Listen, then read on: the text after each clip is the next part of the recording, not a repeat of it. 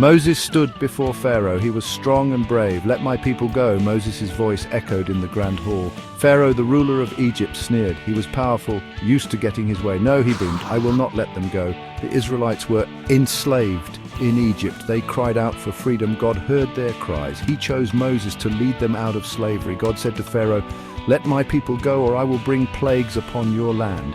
Pharaoh's heart was hardened. He refused to listen. He would not let the Israelites go free. He did not believe in the power of God.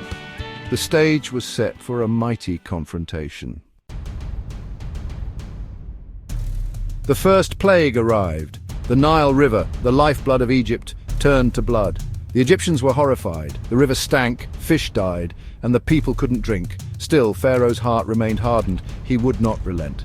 Then came the frogs.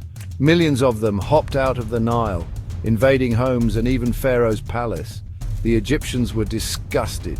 Pharaoh, covered in frogs, pleaded with Moses to stop the plague. He promised to let the Israelites go.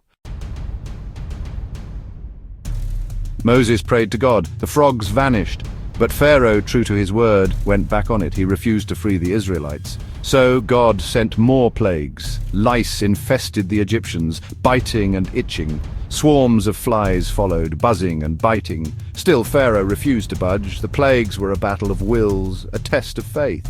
Moses, following God's command, remained resolute. Pharaoh, blinded by pride, clung to his power. The Israelites, caught in the middle, prayed for deliverance. Next came a deadly pestilence. The Egyptians' livestock died, their fields lay barren. Then painful boils erupted on their skin. Still, Pharaoh's heart remained hardened. He would not free the Israelites. The plagues grew in intensity, each one a testament to God's power. Yet with each plague, Pharaoh's heart grew harder.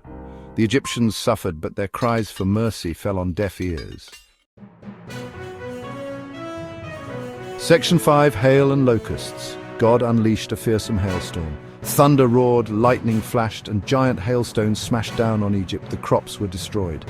Then swarms of locusts descended upon the land, devouring any remaining vegetation. The Egyptians were desperate. They begged Pharaoh to listen to Moses, but Pharaoh's pride was too great. He refused to give in. His stubbornness had brought Egypt to its knees. Section 6, Darkness falls upon Egypt. For 3 days, darkness enveloped Egypt. People could not see their hand in front of their faces. Fear gripped their hearts. Still, Pharaoh refused to release the Israelites. He remained defiant, his heart hardened against the pleas of his people. The darkness was a physical manifestation of the darkness in Pharaoh's heart. He had turned away from the light, choosing power and control over compassion and justice. The fate of Egypt hung in the balance. Section 7. The final plague, death of the firstborn. Then came the final, most devastating plague. God sent the angel of death to pass over Egypt. In every Egyptian household, the firstborn child died. The cries of grief and despair filled the air. Pharaoh's own son was struck down. Finally, his heart was broken. He had lost everything because of his stubbornness.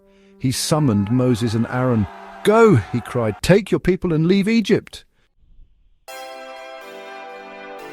Section 8, Freedom, or is it? The Israelites, guided by Moses, left Egypt in a hurry. They took their belongings and fled into the desert. After years of slavery, they were finally free, but their ordeal wasn't over yet. Pharaoh, his grief turning to anger, regretted his decision. He gathered his army and chased after the Israelites. He would recapture his former slaves, even if it was the last thing he did. Section 9. A sea parts. The Israelites reached the Red Sea. Behind them, Pharaoh's army approached. They were trapped, but Moses raised his staff. God parted the waters of the Red Sea. The Israelites walked across on dry land. Pharaoh's army followed, but as the Israelites reached the other side, the waters crashed down, drowning the Egyptian soldiers. The Israelites were free at last. They had witnessed the awesome power of God.